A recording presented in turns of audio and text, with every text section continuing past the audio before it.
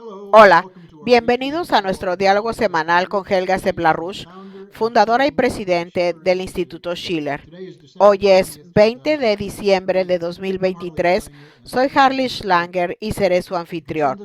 Pueden enviarnos sus preguntas o comentarios a questions@schillerinstitute.org o pueden publicarlas en el chat de YouTube. Helga, desde la última vez que hablamos, han pasado tantas cosas que hay mucho de qué hablar. Empecemos con el hecho de que Netanyahu continúa atacando a Gaza. El Consejo de Seguridad de la ONU estudia hoy una nueva resolución. Parece que hay un extraordinario esfuerzo diplomático para intentar que Estados Unidos no la vete. Es posible que se someta a votación hoy. Me gustaría saber qué piensas del cambio que se ha dado a nivel internacional, que ha aislado a Estados Unidos y le ha puesto presión a Biden, aunque éste sigue manteniendo su apoyo a Netanyahu. ¿Qué piensas de lo que está ocurriendo? Obviamente, las horribles noticias sobre las muertes y matanzas diarias en Gaza están llegando a todo el mundo.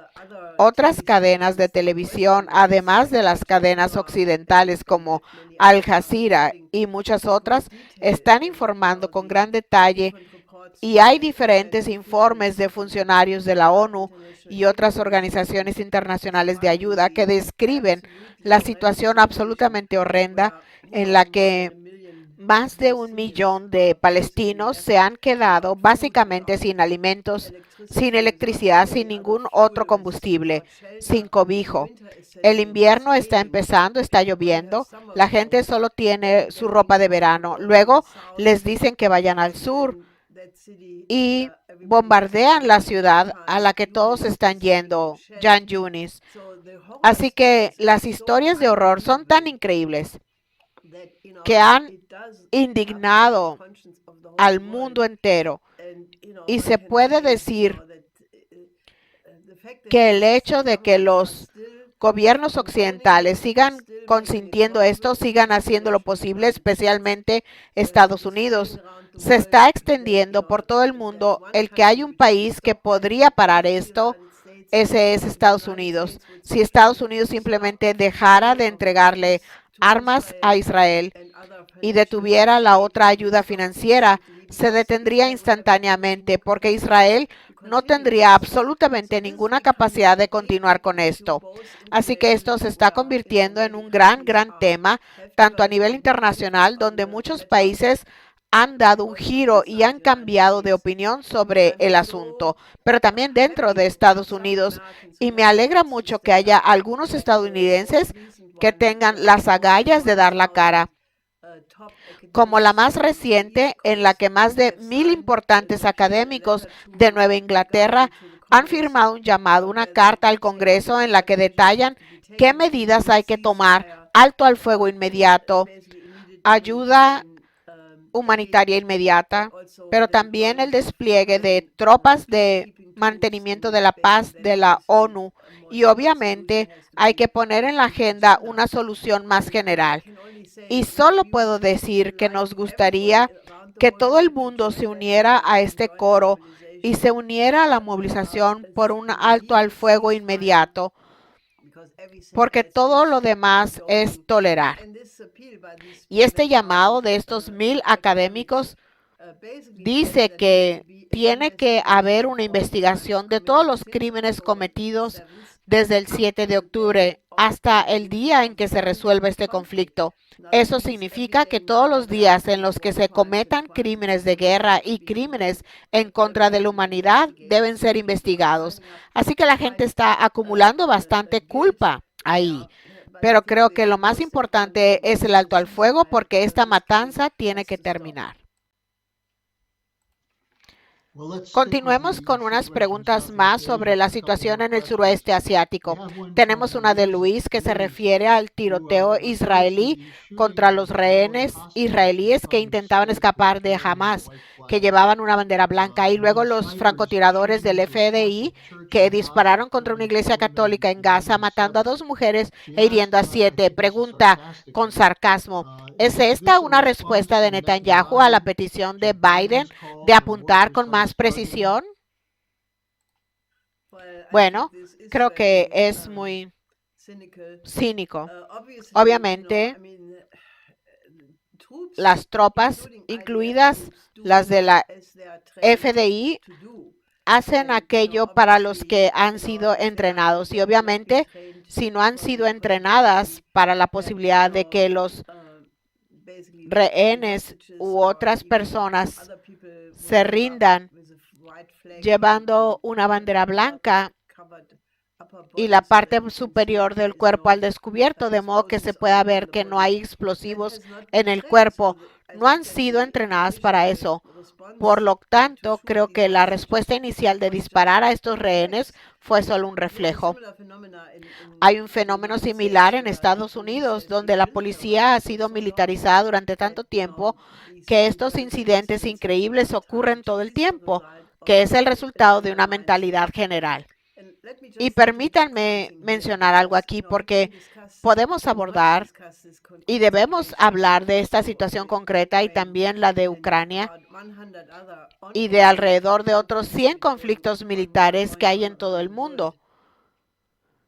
Pero creo que hay una cuestión mucho más fundamental que tenemos la intención de abordar en el próximo periodo en una manera muy profunda, y es que ahora mismo tenemos la militarización de la economía estadounidense, de la economía europea, donde el llamado complejo militar industrial, que mejor debería llamarse complejo militar industrial financiero, porque está entrelazado con las grandes empresas de inversión de Wall Street. Eso es lo que impulsa la guerra. Ahora mismo, especialmente desde el 11 de septiembre, tenemos una guerra tras otra, siempre con el pretexto que resulta haber sido falso o una mentira. Pero es el hecho de que este complejo militar industrial necesita estas guerras para obtener continuamente sus beneficios. Y ese es el camino hacia el desastre. Porque en Alemania, por ejemplo, el ministro de Defensa Pistorius dijo que Alemania tiene que prepararse para la guerra.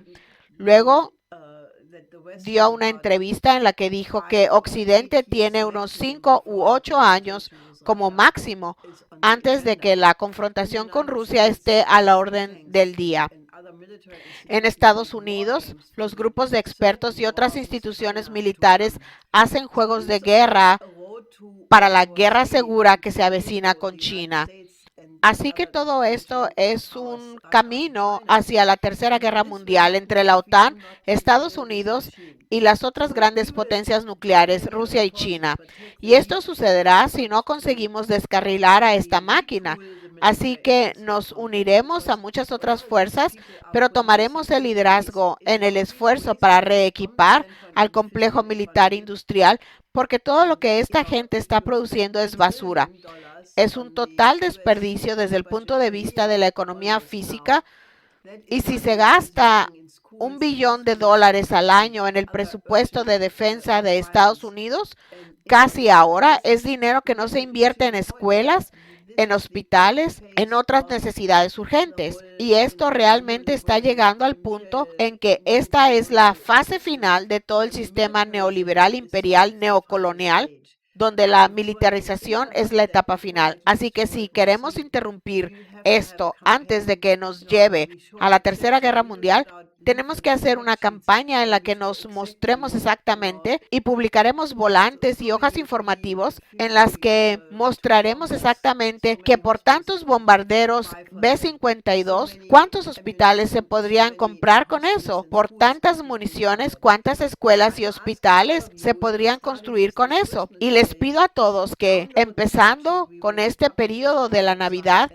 descarguen la hoja informativa que publicaremos en nuestra página y el volante que tendremos en 1 o 2 días, y hagamos una campaña que exija que se pare este despilfarro de la economía física. Y tiene que reducirse, y tenemos que tener un enfoque completamente diferente que hemos esbozado muchas veces con la idea de una nueva arquitectura de seguridad y desarrollo. Pero hay que poner fin a esta destrucción y desperdicio de los activos físicos en términos de la producción militar. Así que se trata de un problema mucho mayor. Obviamente, eso no quita la urgencia inmediata de la situación en Gaza, pero tenemos que abordar este panorama más amplio también, porque de lo contrario tendremos otra guerra después de esta.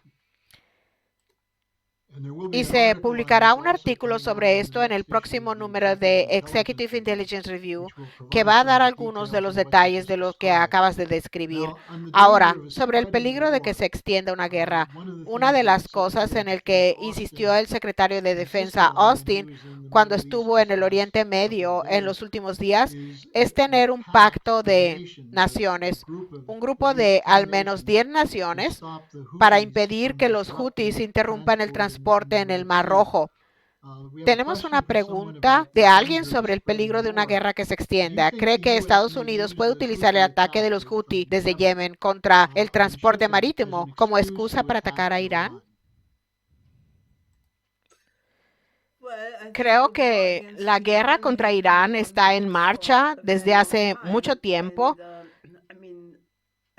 Creo que es muy peligroso porque se tiene prácticamente el peligro muy grave de que esta guerra se expanda. Ambos los ataques de los Houthis contra los barcos, como también la situación en el Líbano, donde a pesar de la horrible situación económica de ese país, los ataques de un lado al otro en el Líbano ya se han intensificado. Así que sí, la respuesta es definitivamente, absolutamente sí. Estamos sentados al borde de una escalada de una guerra que involucraría a Irán. Y he dicho muchas veces que una vez que se va por ese camino, no hay límites y podría implicar a todo el panorama muy, muy rápidamente. Tenemos una pregunta de Roderick del Reino Unido, quien, déjenme decir antes que todavía tenemos tiempo para preguntas. Si tienen una pregunta para Helga, pueden enviárnoslas a questions@schillerinstitute.org. Ahora sí, la pregunta. Dice, el presidente de Ucrania, Zelensky, fue rechazado en Washington la semana pasada y luego el primer ministro Orbán le echó a perder sus planes con la petición de dinero a la Unión Europea. Pero Zelensky sigue insistiendo en que Ucrania puede ganar y solo negociará con Rusia en sus términos. ¿No puede alguien decirle que está en un mundo de fantasía y que tiene que negociar mientras todavía exista Ucrania? Bueno, creo que incluso miembros de su propio gobierno y militares están empezando a decírselo. Creo que la continuación de la guerra en Ucrania en estos momentos, donde aparentemente Zelensky pidió que otros 500,000 hombres se sumen al ejército. Creo que la edad promedio en el ejército de Ucrania ha subido de 30 a 44 años y ahora se les pide que sirvan en el ejército a personas que ya están pensionadas. Es decir, se trata de una masacre total y de una destrucción de todo el país. Y cuanto antes se detenga esto y tengan lugar las negociaciones, mejor, sobre todo para los propios ucranianos. Ahora, creo que la situación es realmente tal que necesitamos tener una discusión seria. ¿Cómo salimos de ella? Y puesto que hemos promovido durante mucho tiempo la idea de esta nueva arquitectura de seguridad, creo que es muy importante que hayamos celebrado la primera conferencia en la que se debatía este tema. Fue organizada por un grupo de profesores de Nicaragua y otros países caribeños y latinoamericanos. Tuvimos una conferencia de 2 días, los días 9 y 10 de diciembre, que en su mayor parte se interpretó del español a otros idiomas. Y creo que yo le pediría a la gente que empiece a pensar cómo podemos reunir a grupos en las universidades, grupos de expertos o incluso a grupos de organizaciones que representen a distintos países. ¿Cómo podemos establecer un debate en el que la gente discuta cómo salir de los conflictos? Y estoy absolutamente segura de que el mundo está en tal desastre que solo si se remedia el sistema en su conjunto, lo que significa que hay que tener un enfoque de la paz de Westfalia, lo que significa que hay que establecer un orden que tenga en cuenta el interés de seguridad y de desarrollo de todos y cada uno de los países del planeta. o de lo contrario no funcionará. Pero eso hay que prepararlo. Las negociaciones de la paz de Westfalia duraron 4 años, pero dieron lugar al derecho internacional porque ese fue el resultado de esas negociaciones y a un derecho internacional que luego se plasmó, por ejemplo, en la Carta de las Naciones Unidas y en principios similares. Creo que eso es lo que se necesita con más urgencia que todo lo demás. Helga, mencionaste la conferencia de Nicaragua que fue diseñada para hablar de los principios fundamentales que presentaste en un documento para crear la nueva arquitectura estratégica y de desarrollo internacional. Y la gente puede descargar tus 10 principios fundamentales de la página del Instituto Schiller. Esa es una buena manera de empezar el diálogo. Ahora tenemos una pregunta que llegó de alguien de Argelia que firmó como amigo del BRICS. Y él se refiere al próximo viaje de Jaishankar, el ministro de Relaciones Exteriores de India, a Moscú, para hablar de la ampliación del acuerdo comercial indio-ruso, utilizando monedas nacionales, la conectividad del transporte, etcétera. Su pregunta es, ¿significa esto que el intento de seducción de Biden, Blinken y la OTAN con India para apartarlos del BRICS ha fracasado? Espero que sí. En el periodo reciente, India ha enviado señales muy contradictorias. Por un lado, forma parte del BRICS. Estados Unidos en particular ha hecho un gran esfuerzo por atraerla al Quad, a otros acuerdos del Pacífico, pero en primer lugar creo que el primer ministro Modi seguirá una verdadera política tradicional del movimiento de países no alineados, es decir, que no se dejará encadenar por acuerdos que en la inminente confrontación pondrían a la India del lado de las disque democracias, aunque esas democracias que hoy en día no son tan democráticas, hayan hecho un tremendo esfuerzo por atraerla a ese bando. También creo que la larga y profunda amistad entre la Unión Soviética primero y la Federación Rusa después con India prevalecerá. Y creo que el señor Jaishankar es un diplomático con mucha experiencia y creo que desde los primeros indicios de su visita esto parece muy prometedor. Así que dado que Rusia presidirá al BRICS a partir del 1 de enero, en estos momentos hay un intenso debate interno en Rusia sobre qué hacer con su presidencia del BRICS, que durará un año, pero confío plenamente en que el impulso que se está dando en torno a lo que el presidente Putin presentó en el contexto del Foro Económico Oriental anual en Vladivostok, mostrando el tremendo potencial de Siberia. Recordemos que Rusia es el país más grande del mundo, tiene enormes materias primas sin desarrollar. Todos los elementos de la tabla periódica de Mendeleev están en las materias primas de Rusia. Muchos de ellos necesitan ser desarrollados y representarán una tremenda riqueza que será de beneficio para toda la humanidad. Esta es, por cierto, una de las razones por la que esta organización impulsada por la Fundación Jamestown en Estados Unidos, el Foro de las Naciones Libres post-Rusia, quieren dividir a Rusia en 40 entidades diferentes.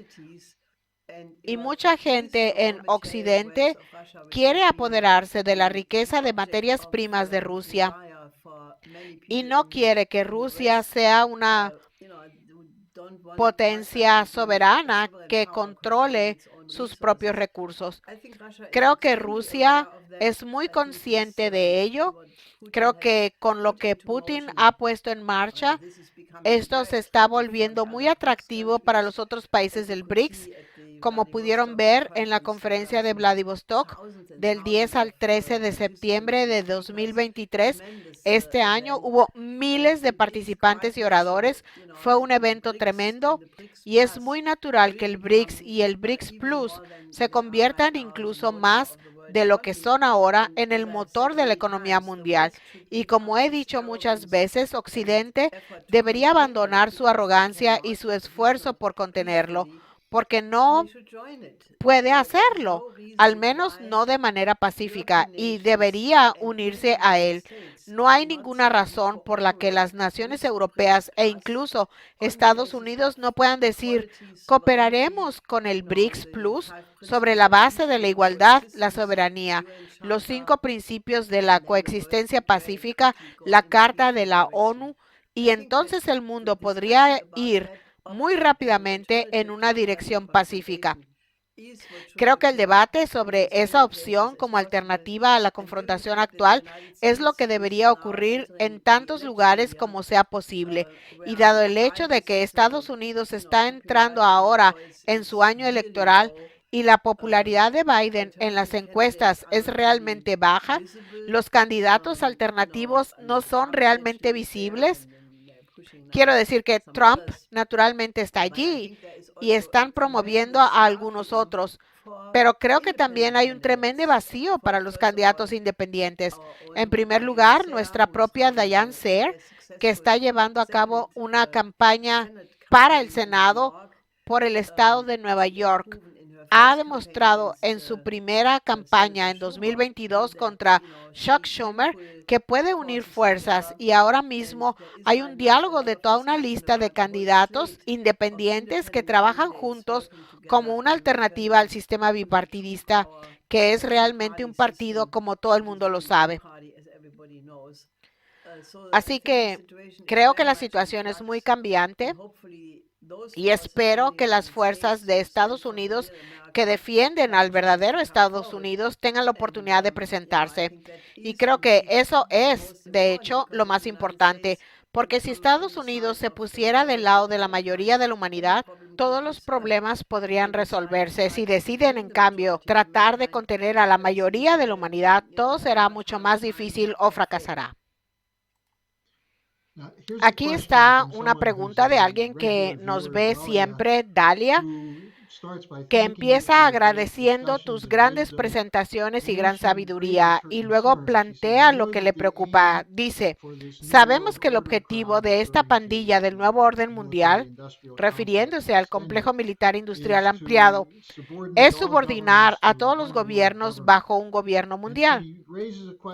Plantea una pregunta que mucha gente tiene, en gran parte debido a la cobertura en los disque medios alternativos. Ella pregunta, ¿podría el proyecto chino de la Franja y la Ruta ser parte de esas acciones para lograr este mundo sin soberanía? ¿O existe otra posibilidad?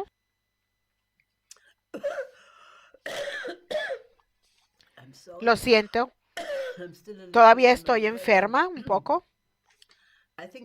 Creo que no hay peligro de ello porque el modelo chino de la iniciativa de la Franja y la Ruta y también las organizaciones próximas a ella, el BRICS Plus, la OCS, la ASEAN, otras organizaciones que representan a los países del sur global, están tan hartos del colonialismo, del imperialismo, que francamente creo que no hay forma de volver a ningún sistema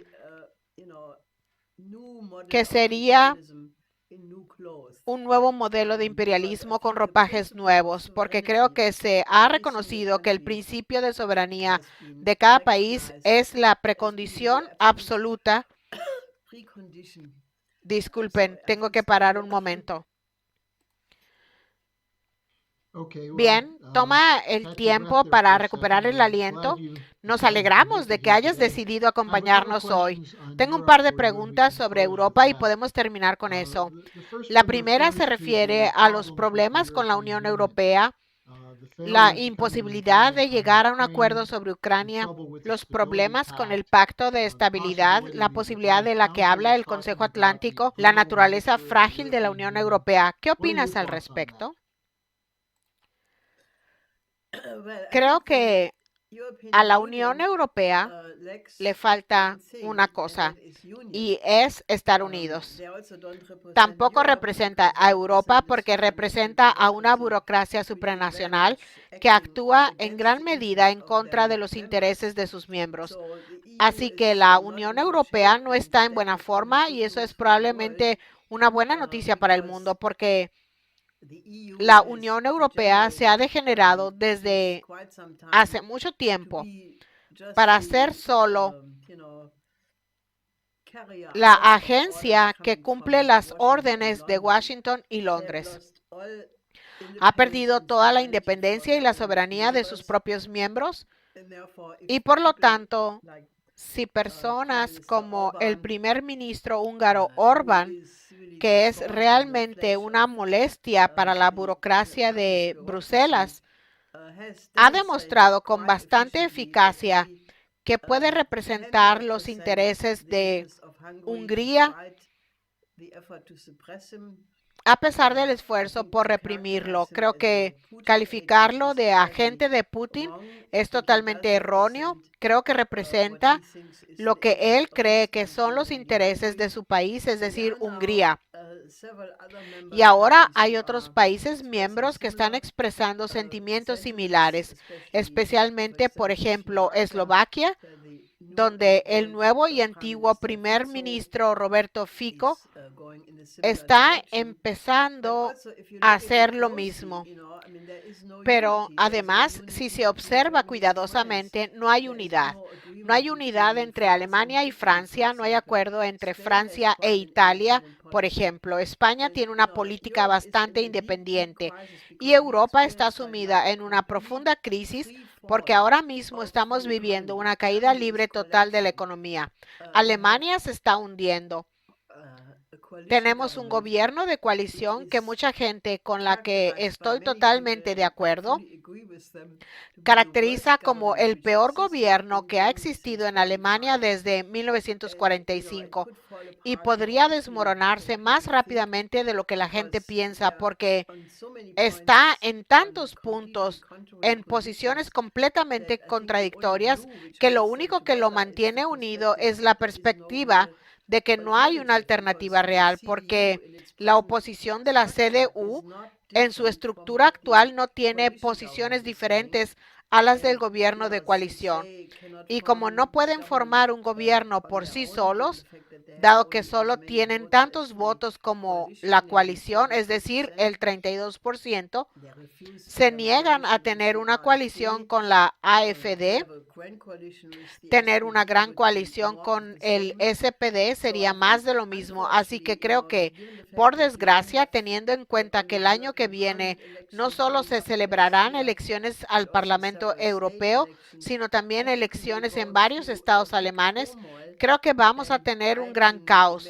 Y puedo imaginar que el panorama en Alemania cambiará mucho, al igual que está cambiando en muchos otros países europeos. Así que, dado que muchos de estos partidos de derecha no tienen ninguna solución con respecto a la cuestión de los migrantes porque solo quieren hacer lo que Estados Unidos está haciendo en su frontera con México, levantar muros. Levantar un muro alrededor de Europa no funcionará. Y su actitud hacia el sur global es, como mínimo, de subdesarrollo extremo, por decirlo suavemente. Por lo tanto, creo que lo que estamos haciendo con nuestras diversas organizaciones, el BUSO en Alemania, Solidarité et Progrès en Francia, las organizaciones similares que tenemos en Dinamarca, en Suecia, en Italia, cuento con ellas porque sencillamente somos la fábrica de ideas y eso es lo que será decisivo en la batalla que se avecina. Tenemos una pregunta de uno de nuestros espectadores alemanes que se refiere a la protesta de la tractorada de agricultores que tuvo lugar ayer en Berlín. Uno de los carteles decía: nuestro deseo de Navidad, un nuevo gobierno. Y su pregunta es: ¿cómo podemos hacer que llegue usted al gobierno alemán? Es una muy buena idea. Me gustaría que se pusiera en contacto con nosotros. Estamos planeando muchas cosas para el próximo periodo, empezando por Berlín, donde el Tribunal Constitucional dictaminó de nuevo por segunda vez que hay que repetir parte de las elecciones berlinesas. Seremos una voz en esas elecciones, participaremos en otras elecciones estatales y en realidad espero que mucha gente esté de acuerdo en que necesitamos el tipo de programa que hemos propuesto, es decir, que Alemania solo tiene una oportunidad para salir de esta crisis y alejarse del control total de ser una colonia de la angloesfera de Estados Unidos, de los británicos, en la que los intereses del pueblo alemán son completamente ignorados y de hecho contrarrestados. La única posibilidad que tiene Alemania es tener una actitud positiva y cooperar con el BRICS Plus, con los países de la mayoría global. Y ahí creo que todo es posible. Sé que si hubiera un gobierno alemán que dijera de todo corazón: estamos dispuestos a cooperar en los programas de desarrollo para África, para el Oriente Medio, para Asia, para América Latina, sería bienvenido, porque aunque cueste imaginarlo, Alemania sigue teniendo una reputación positiva en gran parte del sur global, porque creo que la gente de África, América Latina y Asia ahora se está dando a conocer, pero mucha gente sigue teniendo una imagen de Alemania como si fuera el país de Schiller, de Beethoven, de la música clásica, donde lo hecho en Alemania es un signo de calidad, de experiencia, excelencia y fiabilidad. Por tanto, si se desarrollara una fuerza en torno a la Mittelstand, la mediana industria, en torno a los industriales, en torno a los agricultores. Ahora mismo se ve a la gente con 1,300 tractores en Berlín. Eso es una fuerza. Ese es el tipo de fuerza que puede transformar a Alemania. Pero lo que se necesita es una perspectiva programática, porque de lo contrario existe el peligro de que estalle en rabia. Así que me alegro de que piense en ello. Pónganse en contacto con nosotros y haremos planes. Bueno, Helga, para cerrar nuestra charla, tenemos una nota de una espectadora habitual que creo que habla en nombre de mucha gente. Se trata de Dayan y dice: gracias, Helga, me encanta escuchar tu sabiduría y tus respuestas centradas en soluciones. Te deseo una muy feliz Navidad y buena salud durante las fiestas y el año nuevo por venir. Creo que ese es el deseo de muchísimas personas, así que gracias por acompañarnos hoy. Nos veremos de nuevo en un futuro muy próximo. Feliz Navidad y próspero año nuevo para todos.